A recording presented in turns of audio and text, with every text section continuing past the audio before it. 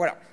Ici, vous avez une très belle courbe qui vous donne la quantité de véhicules kilomètres consommés par personne et par an, c'est leur donnée, en fonction du PIB par personne et par an. Et vous voyez que dans tous les pays du monde, plus les gens ont d'argent, plus le PIB par tête est important, et plus les gens roulent en voiture. Question, est-ce que je peux faire baisser les kilomètres roulés par personne et par an en voiture sans faire baisser le PIB? On ne sait rien, mais en tout cas, ça ne se fera pas d'un claquement de doigts. Ici, vous avez une autre corrélation intéressante, c'est la quantité d'énergie consommée par an pour la France, par secteur, en fonction du PIB du pays. Et là, c'est pareil, vous voyez que plus le PIB augmente, plus la quantité d'énergie augmente. Question, si on veut faire baisser ça en valeur absolue, que se passe-t-il en ce qui concerne le PIB? Et vous voyez bien que si ici, nous n'avons pas une simple corrélation qu'on peut éviter, mais une loi d'airain, les gens qui font grève pour leur retraite, moi compris, peuvent raconter tout ce qu'ils veulent. De toute façon, pour paraphraser un slogan récent, on va travailler plus pour gagner moins. Pas parce qu'on en aura envie ou pas envie, pour des raisons physiques. Autre corrélation intéressante, voici ici ce que nous avons comme consommation de viande par personne et par an à la surface de la planète en kilos, ici, en fonction du PIB par personne et par an à la surface de la planète. C'est une moyenne mondiale. Ça, c'est 1960 et ça, c'est 2002. Même question. Et, vous voyez, quand les gens ont un PIB qui augmente, ils augmentent la quantité de viande qu'ils consomment. Ce n'est pas très étonnant, parce qu'il se trouve que le prix de la protéine animale baisse considérablement quand vous augmentez la consommation d'hydrocarbures. Dans un kilo de bœuf, vous avez 1 kilo d'hydrocarbures, en gros. C'est tout ce qui a été nécessaire pour faire les engrais qui ont permis de faire pousser les céréales, qui ont permis d'alimenter les bestiaux, etc. Les Français consomment aujourd'hui 5 fois plus de viande qu'ils n'en consommaient il y a 2 siècles. Et ça n'est rendu possible avec un budget alimentaire, une part de l'alimentation dans le budget qui a considérablement baissé. Et ça n'est possible que parce que nous utilisons de l'énergie abondante pour produire les protéines animales ou pour produire d'autres aliments du reste. Aujourd'hui, nous mangeons littéralement du pétrole. Nous le mangeons. Voilà. Est-ce qu'on peut faire baisser ça, qui est une condition sine qua non pour faire baisser la pression agricole sur l'environnement, hein. Dans 1 kilo de bœuf, vous avez quelques milliers à dizaines de milliers de litres d'eau, donc on peut laisser le robinet couler en se lavant les dents. Si on mange beaucoup de viande, ça ne change pas grand-chose.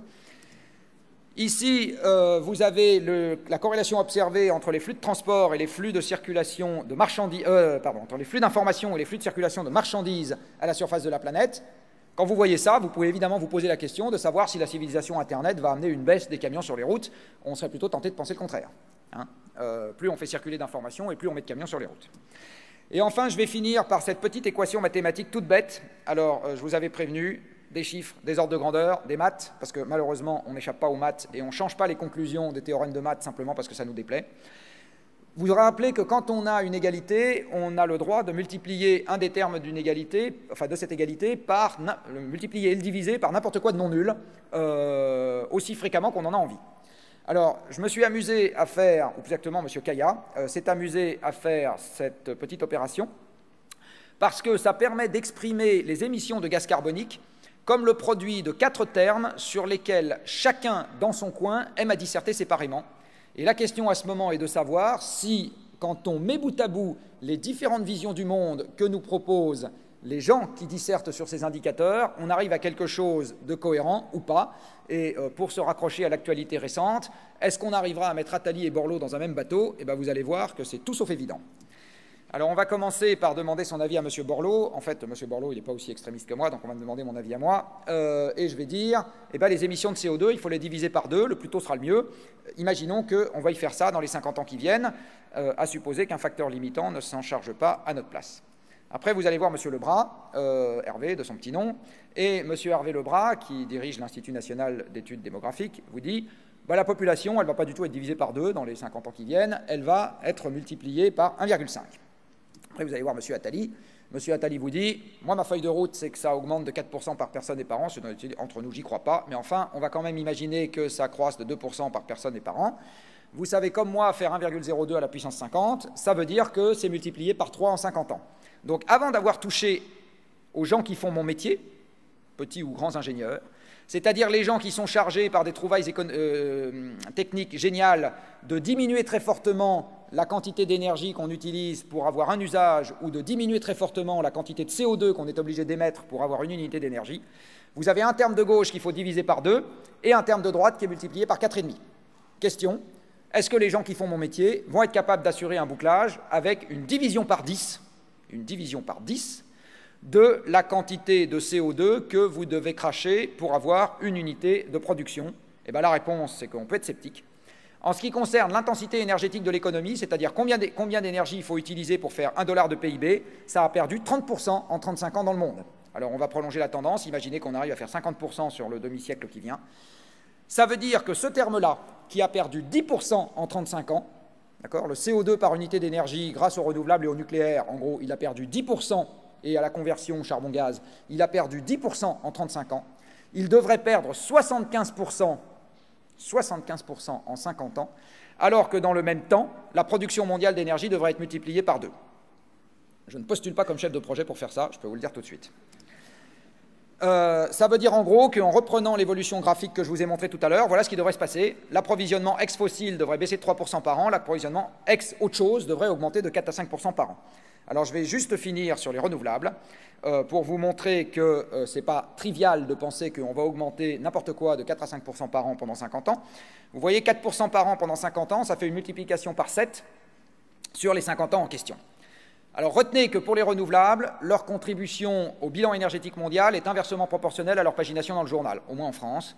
C'est une assez bonne règle empirique, c'est-à-dire que les 2 premiers renouvelables dans le monde, c'est le bois et l'hydroélectricité, et ça n'est absolument pas l'éolien, le photovoltaïque, le biogaz, les biocarburants, etc. Ça, c'est des queues de cerise. Les 2 trucs qui comptent vraiment en matière de renouvelables dans le monde, ce sont le bois et les biocarburants. Avec l'unité que j'utilise ici, le bois fait 10% du bilan énergétique mondial, qui fait 11 000 avec cette unité. Après, vous avez l'hydroélectricité qui, en équivalent primaire, fait 5%, et puis ensuite, vous avez des queues de cerise. Alors, on va jouer au petit jeu mathématique. Est-ce que je peux multiplier l'approvisionnement ex-bois par 7 en 50 ans? Eh bien, vous allez comprendre pourquoi je ne postule pas comme chef de projet. Ça veut dire que la totalité des forêts devrait être convertie en une immense plantation d'eucalyptus pour avoir du bois qui servirait à être brûlé. Bon, je suis un peu sceptique. Est-ce qu'on peut dans le même temps multiplier par 7 les lacs de barrage? Quand vous voyez ce que ça nécessite de faire des grands lacs de barrage, par exemple aux Trois-Gorges, on peut discuter. Est-ce qu'on va passer les biocarburants qui font actuellement 20 millions de tonnes équivalent pétrole dans le monde à 7 000 millions de tonnes équivalent pétrole dans le monde, ce qui serait nécessaire pour qu'on double le parc de voitures en permettant à tout le monde, à chacun d'entre vous dans cette salle et à tous les gens qui veulent une voiture de rouler avec des biocarburants? À l'évidence, non. Aujourd'hui, on convertirait la totalité de la production céréalière mondiale en biocarburants que nous n'aurions que 1 milliard de tonnes équivalent pétrole dans un monde qui consomme 4 milliards de tonnes de vrai pétrole. Exit les biocarburants. Les biocarburants, il y a beaucoup plus de gens qui en voudraient dans le réservoir de leur voiture, de gens qui y auront vraiment droit. Beaucoup plus. C'est une question d'ordre de grandeur. Et enfin, l'éolien, vous voyez ce que ça représente aujourd'hui dans le monde. En faire ou de ne pas en faire ne changera malheureusement rien au destin de nos enfants. Je dirais que ce qui va changer quelque chose au destin de nos enfants, mais je pense que M. Nicolas Stern vous en parlera abondamment, ça n'est pas de commencer par la technique, c'est de commencer par le prix. En d'autres termes, aujourd'hui, le prix de l'énergie est devenu invisible dans notre système de formation des prix. Et si on veut avoir une chance quelconque de résoudre les problèmes dont je viens de vous parler, il n'y a qu'une seule chose à faire pour commencer, évidemment il ne faudra pas faire que ça, mais pour commencer, c'est de monter le prix de l'énergie plus vite que le pouvoir d'achat. Et je dirais, être pour les économies d'énergie aujourd'hui, ça ne s'apparente qu'à cela, pour moi. Ça s'apparente à être favorable à un système qui se réorganise autour d'un signal prix en ce qui concerne l'énergie, qui augmente plus vite que le pouvoir d'achat. Tant qu'on n'a pas fait ça, on est passé à côté du problème, donc on passera à côté de la solution. Voilà, j'en ai à peu près terminé. J'espère vous avoir convaincu du fait que la noblesse des sentiments, malheureusement, ne va pas permettre d'échapper à ce genre de problème physique, encore une fois. Il va bien falloir faire avec, encore une fois, quelle que soit la noblesse de la cause, et que c'est bien pour ça que le défi est particulièrement redoutable. Donc je ne sais pas vous dire, en conclusion, ce qu'est le développement durable.